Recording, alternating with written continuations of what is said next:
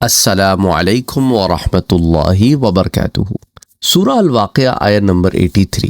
اللہ عز و جل فرماتا ہے فلولا اذا بلغت الحلقوم، پس جب روح نرخرے تک پہنچ جائے، وانتم حینئذ تنظرون، اور تم اس وقت روح کو نکلتا ہوا دیکھ رہے ہو۔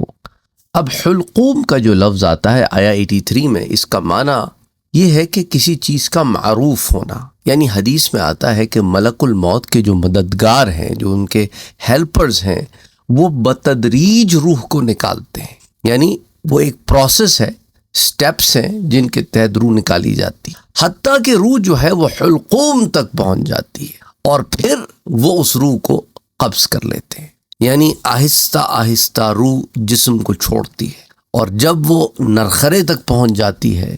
تو پھر وہ آخری سٹیج ہوتا ہے جس میں روح جسم میں ہوتی ہے۔ پھر اب اس سٹیج کے بعد روح کو جسم سے نکال لیا جاتا ہے۔ اب جو اس کا نکلنا ہے، اگر وہ کافر ہوتا ہے تو تکلیف سے نکلتی ہے، اور مومن ہوتا ہے تو آسانی سے نکل آتی ہے۔ اس پر بڑی تفصیل سے ہم برزخ سیریز میں بات کر چکے ہیں۔ اب لوگ یہاں سوالات کرتے ہیں، وہ لوگ جو کسی حادثے میں ختم ہو جاتے ہیں، وہ لوگ جو رات کو سوتے ہوئے ختم ہو جاتے ہیں، یا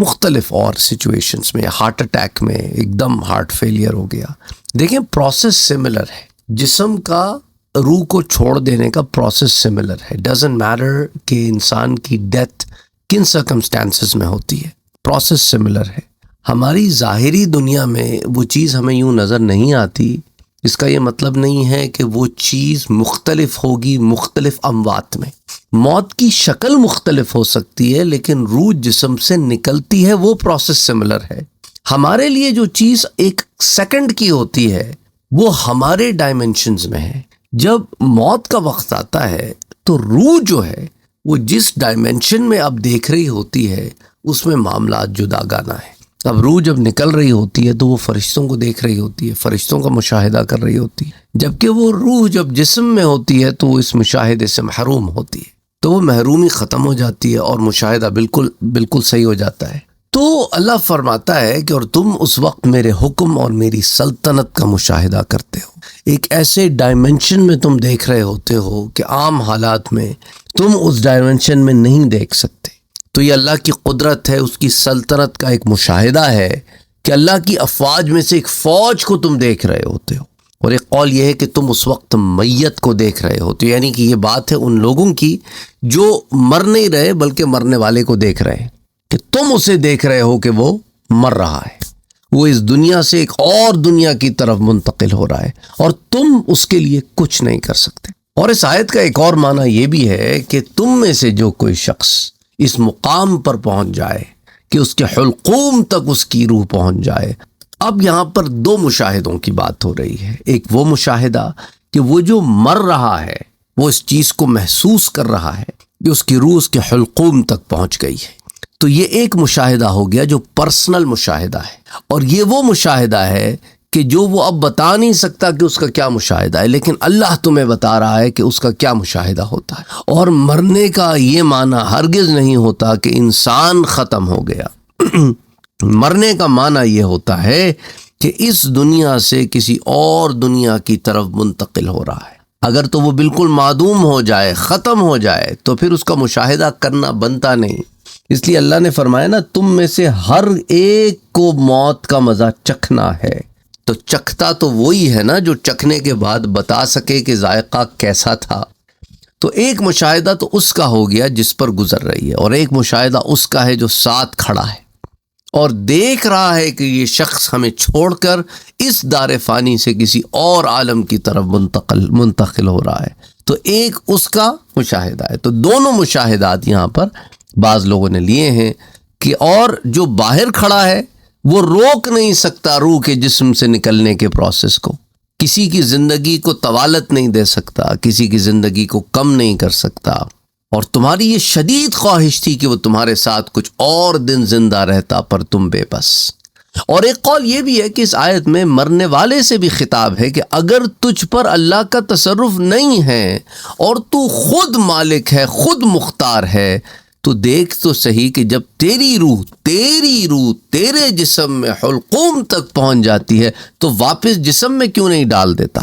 واپس روک کیوں نہیں لیتا اپنے آپ کو؟ اگر تو اتنا ہی خود مختار ہے تو معلوم کیا ہوا کہ اصل خالق و مالک اللہ ہے، اور تم یہ زوم میں پڑے ہوئے تھے کہ تم کوئی بڑی شے بن گئے ہو۔ پھر اللہ فرماتا ہے آیت نمبر 85 میں، وَنَحْنُ أَقْرَبُ إِلَيْهِ مِنْكُمْ وَلَكِنْ لَا تُبْصِرُونَ، اور ہم اس مرنے والے کی بنسبت تم سے بہت قریب ہوتے ہیں لیکن تم دیکھ نہیں سکتے۔ فَلَوْلَا إِن كُنْتُمْ غَيْرَ مَدِينِينَ، پس اگر تم کسی کے زیر فرمان نہیں ہو، تَرْجِعُونَهَا إِن كُنْتُمْ صَادِقِينَ، تو تم اس روح کو لوٹاتے کیوں نہیں اگر تم سچے ہو؟ تو یہ جو 3 آیتیں پہلی 2 آیتوں سے جڑی ہوئی ہیں، مربوط ہیں، تو یعنی ہم اپنے علم اور اپنی قدرت کے لحاظ سے تم سے بہت زیادہ قریب ہیں۔ اور ایک قول یہ بھی ہے کہ جو فرشتے تمہاری روح قبض کرتے ہیں وہ اس مرنے والے سے تمہاری بنسبت زیادہ قریب ہوتے ہیں، لیکن تم ان فرشتوں کو نہیں دیکھ سکتے۔ تو یہ وہی بات ہے کہ ایک ڈائمنشن سے دوسری ڈائمنشن میں جب آپ دیکھ سکتے ہیں تو پھر وہ معاملات اور وہ مشاہدات آپ کے سامنے کھلتے ہیں کہ قریب والے سے زیادہ قریب آپ ان ڈائمنشنز میں دیکھ رہے ہوتے ہیں۔ اور آیا 86 میں جو غیر مدینین کا لفظ ہے، یہ دین کا معنی ہے، یعنی اطاعت کرنا۔ یعنی اگر تم اللہ کے اطاعت گزار نہیں ہو،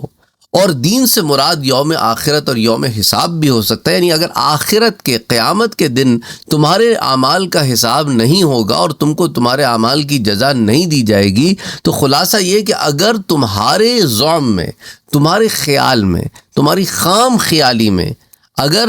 تم اللہ کی اطاعت کے پابند نہیں، یا تم سے تمہارے اعمال کا حساب نہیں ہوگا، تو تم اس مردے کی روح کو لوٹاتے کیوں نہیں اگر تم سچے ہو؟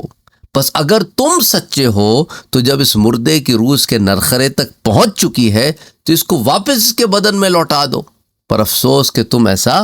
کر نہیں سکتے۔ تو اللہ فرماتا ہے فَأَمَّا إِن كَانَ مِنَ الْمُقَرَّبِينَ، بس اگر وہ مرنے والا مقربین میں سے ہے، فَرَوْحٌ وَرَيْحَانٌ وَجَنَّةُ نَعِيمٍ، تو اس کے لیے راحت ہے اور انعام والی جنت ہے۔ وَأَمَّا إِن كَانَ مِنْ أَصْحَابِ الْيَمِينَ،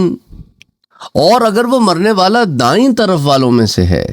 فَسَلَامٌ لَكَ مِنْ أَصْحَابِ الْيَمِينَ، تو اے دائیں طرف والے تجھ پر سلام ہو کیونکہ تو دائیں طرف والوں میں سے ہے۔ وَأَمَّا إِن كَانَ مِنَ الْمُكَذِّبِينَ الضَّالِّينَ،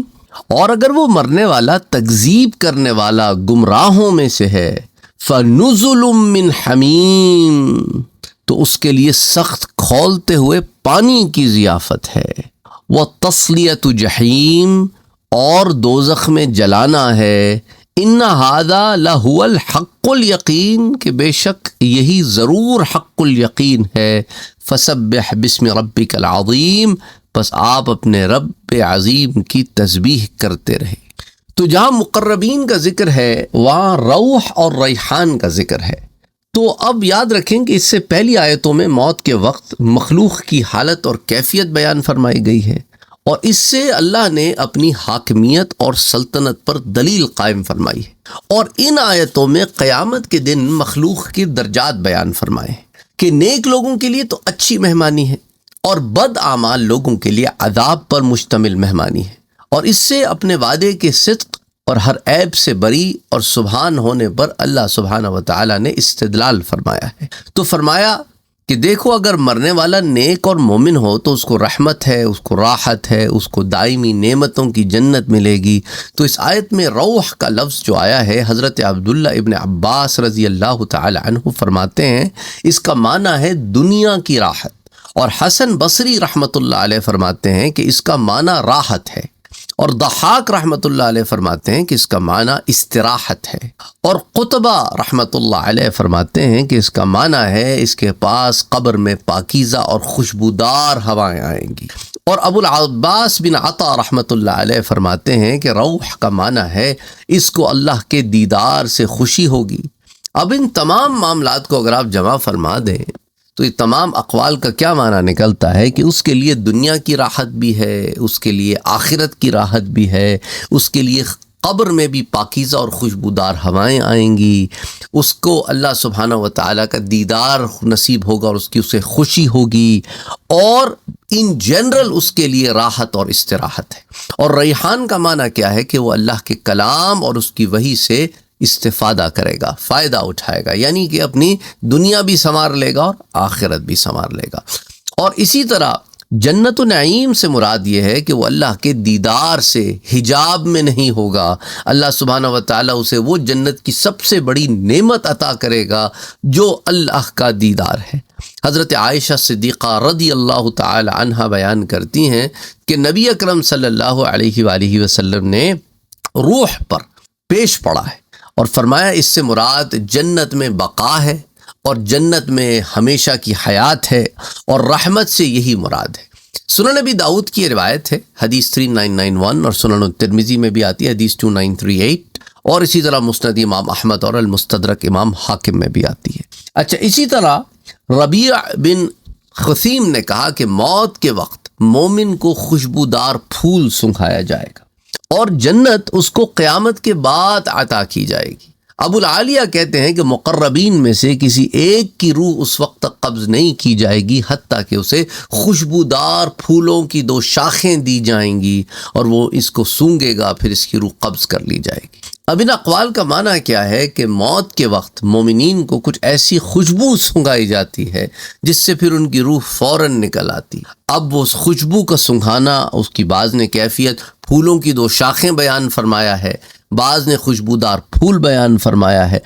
اور اب ہمارے ذہن میں جو بھی چیز بیان کی جاتی ہے نا، ہم وہی نقشہ کھینچتے ہیں جو ہمیں اس دنیا میں نظر آتا ہے، کیونکہ ہماری سوچ اس دنیا اور ہماری آبزرویشن میں قید ہے۔ تو انسانی جسم جو ہے اپنی 5 سینسز پہ اتنا ریلائے کرتا ہے، اتنا زیادہ ریلائے کرتا ہے کہ جو چیز اس کی 5 سینسز میں آتی ہے وہ ہر چیز کو اسی میں سوچ پاتا ہے، اس سے باہر نہیں سوچ پاتا۔ وہ کچھ بنائے گا تو 3D بنائے گا، کچھ سوچے گا تو 3D سوچے گا، اس سے باہر نہیں سوچ سکتا وہ۔ لیکن ان چیزوں کی کیفیتیں ہمیں نہیں پتہ، کیونکہ جب ہمیں فرشتوں کی ہی کیفیت نہیں پتہ، ہمیں روح کی ہی کیفیت نہیں پتہ، تو ہم پھر ان چیزوں کی کیفیت کیسے سمجھ سکتے ہیں کہ وہ پھول کا ہونا کیا ہوگا، اس خوشبو کا سونگنا کیا ہوگا، اور اس خوشبو سے روح کا نکلنا کیا ہوگا۔ یہ وہ چیزیں ہیں جو ہماری فہم میں 100% نہیں آ سکتی کہ یہ ایسے ہوگا، ہم اس کو پکٹوریکلی ڈرا نہیں کر سکتے۔ ایک ذہن میں تصویر کشی ہو سکتی ہے، پر ایگزیکٹلی ہم وہاں کیا ہمیں نہیں پتہ۔ تو جہاں ہم ایگزیکٹ کے چکر میں پڑ جاتے ہیں دوسرے ڈائمنشنز کے معاملات میں، وہاں پھر ہم بال کی کھال بھی نکالتے ہیں اور حاصل بھی کچھ نہیں ہوتا۔ اور بہت سارے سوالات ایسے بھی ہوتے ہیں جو آتے ہیں میرے پاس، وہ بال کی کھال نکالنے والے سوال ہوتے ہیں، وہ علم ہمارے پاس ہے ہی نہیں، کیونکہ اللہ نے فرمایا کہ وَمَا أُوتِيتُم مِّنَ الْعِلْمِ إِلَّا قَلِيلًا، تمہیں علم دیا گیا پر بہت تھوڑا۔ تمہارا علم جو ہے وہ تمہارے 3 ڈائمنشن کے اندر قید ہے، اور اس 3 ڈائمنشن کے اندر جس میں XYZ ہے، اس XYZ میں بھی تمہیں ہر شے کا علم نہیں دیا گیا، اس میں بھی تم کھوج میں پڑے ہو۔ جیسا کہ تم ایک عرصے تک سمجھتے تھے کہ انسانی جسم میں اپینڈکس بیکار چیز ہے، نکل بھی جائے تو مسئلہ کوئی نہیں، اور ڈاکٹر حضرات یہی کہتے تھے مریضوں کو کہ ارے اس میں انفیکشن ہو گیا ہے، تمہارے جسم سے ہم نکال دیتے ہیں اور جب نکل جائے گا تو تمہیں فرق کوئی نہیں پڑے گا۔ لیکن اب وہی سائنس کہتی ہے، ابھی ریسنٹ جو انہیں پتہ چلا ہے کہ نہیں، یہ تو اس کے اندر ایسے چیزیں ہوتی ہیں، ایسے بیکٹیریاز ہوتے ہیں جو ڈائجیشن میں انسان کی باڈی میں ہیلپ آؤٹ کرتے ہیں، اور ان کی اس چیز کی نکلنے کی صورت میں انسان کے اندر کچھ ڈائجسٹو مسائل آ سکتے ہیں۔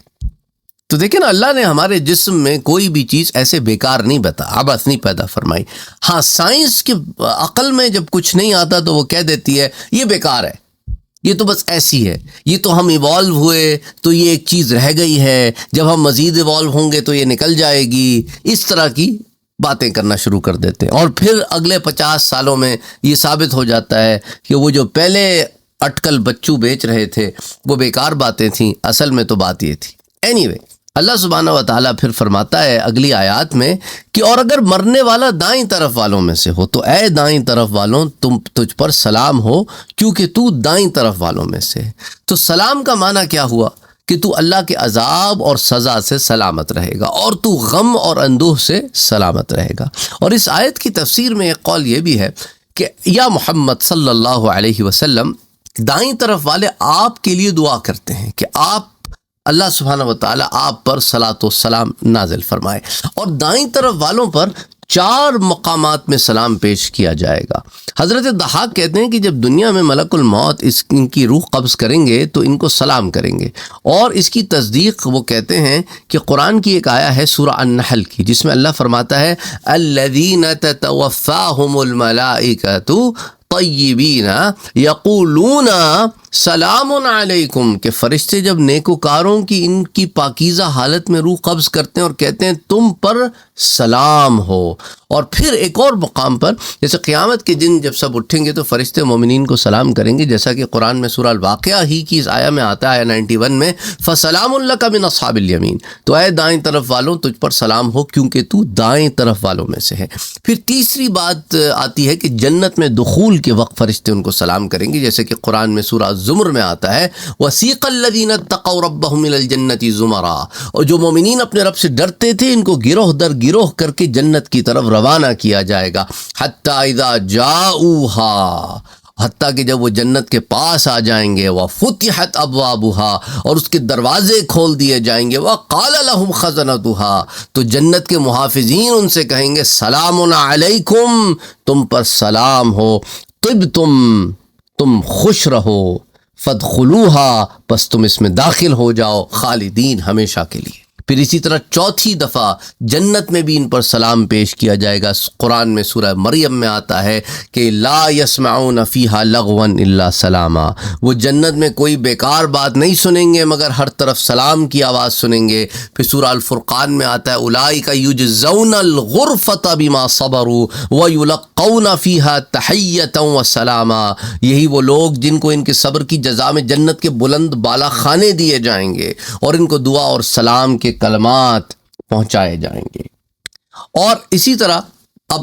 سورہ الواقعہ کی آیہ نمبر 93 میں اللہ فرماتا ہے کہ اگر وہ مرنے والا کافر ہو، تکذیب کرنے والا ہو، گمراہوں میں سے ہو، تو اس کے لیے پھر سخت کھولتے ہوئے پانی کی ضیافت اور دوزخ میں جلانا ہے، اور بے شک یہی ضرور حق الیقین ہے، یعنی اگر مرنے والا قیامت میں دوبارہ زندہ کیے جانے کی تکذیب کرتا تھا، یہ بات کرتا تھا کہ مجھے مرنے کے بعد پھر نہیں اٹھنا، اور ہدایت اور راہ حق کو اختیار کرنے والا بھی نہیں تھا، تو یہ وہ شخص ہے who basically deserves کہ اس کی بھی مہمانی کی جائے لیکن کھولتے ہوئے پانی سے کی جائے اور اس کو دوزخ میں داخل کیا جائے۔ اور اللہ فرماتا ہے ہم نے کافر کی جو یہ جزا بیان کی ہے یہ برحق ہے۔ حق اور یقین کا ایک معنی یہ بھی ہوتا ہے کہ یہ محض اور خالص یقین ہے، مومن کو اس کا دنیا میں ہی یقین ہوتا ہے اور کافر کو اس کا یقین آخرت میں ہوگا، پر اس وقت تک بہت دیر ہو چکی ہوگی۔ پھر آخری آیہ مبارکہ جو سورہ الواقعہ کی، اس میں اللہ فرماتا ہے اور پس آپ اپنے رب عظیم کے اسم کی تسبیح کرتے رہیے،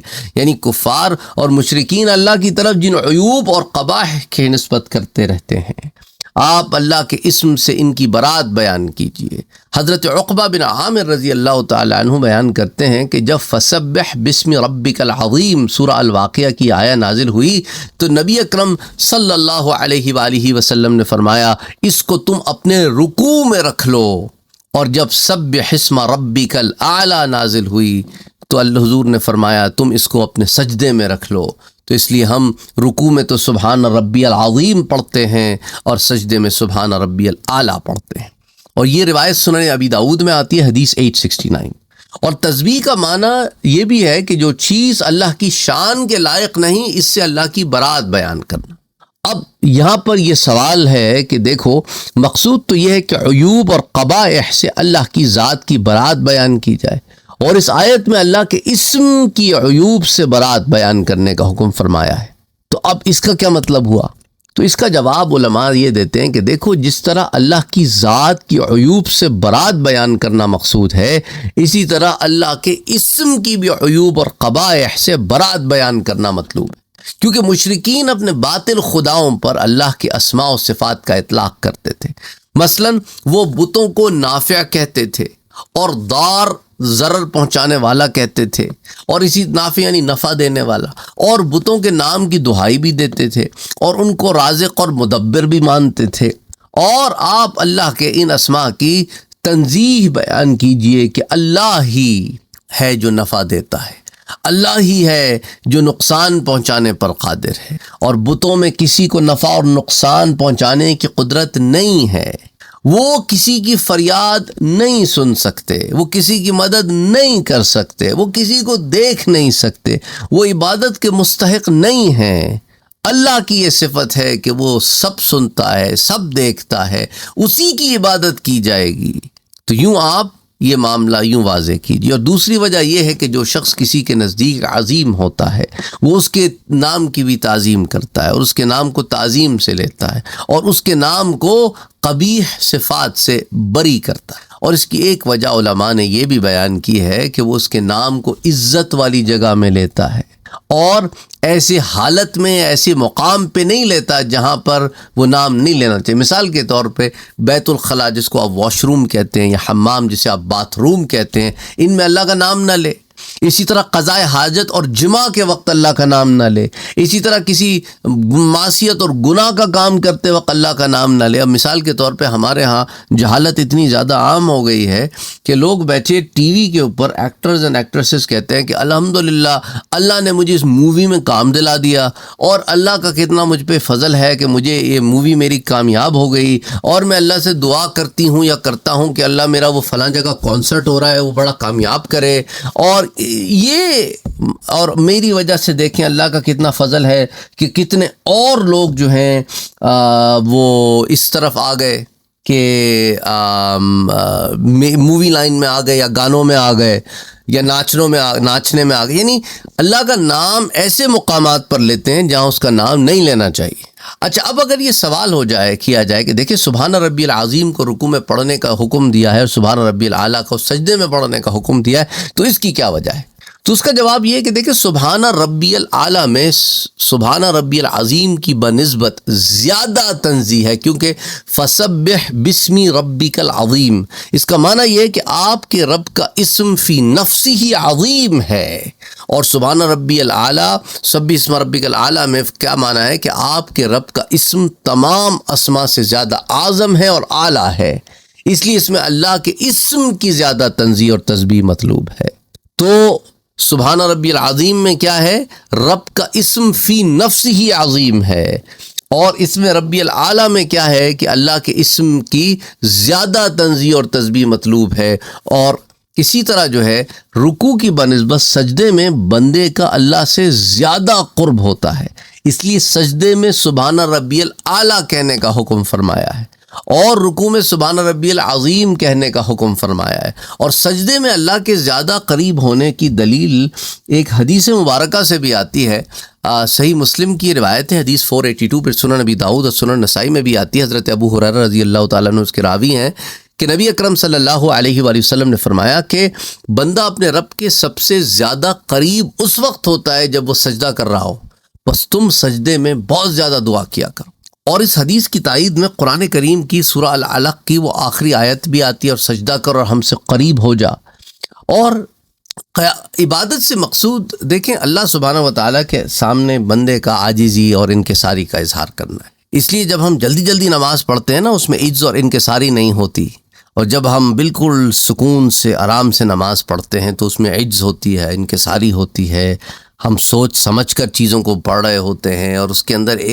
ہم انوالو ہو جاتے ہیں۔ اب قیام میں بندہ اللہ کے سامنے ہاتھ باندھ کر کھڑا ہوتا ہے، رکوع میں اس کے سامنے جھکتا ہے، سجدے میں اس کے حضور اپنی پیشانی کو زمین پر رکھ دیتا ہے، جو جگہ پیروں کے رکھنے کی ہے وہاں اپنا سر رکھ دیتا ہے۔ سو اسی رکن میں اللہ کا سب سے زیادہ قرب ہے، سو اسی رکن میں اللہ کے اسم کی سب سے زیادہ تقدیس اور تسبیح لائق ہے، تو اسی لیے یہاں سبحان ربی الاعلیٰ رکھا گیا۔ بہرحال اللہ سبحانہ و تعالی ہمارے اس کام کو قبول فرمائے۔ اب آپ نے مجھے کامنٹ سیکشن میں بتانا ہے کہ اگلی سورہ مبارکہ کون سی ہو جس کی ہم تفسیر کریں۔ وما علینا الا البلاغ۔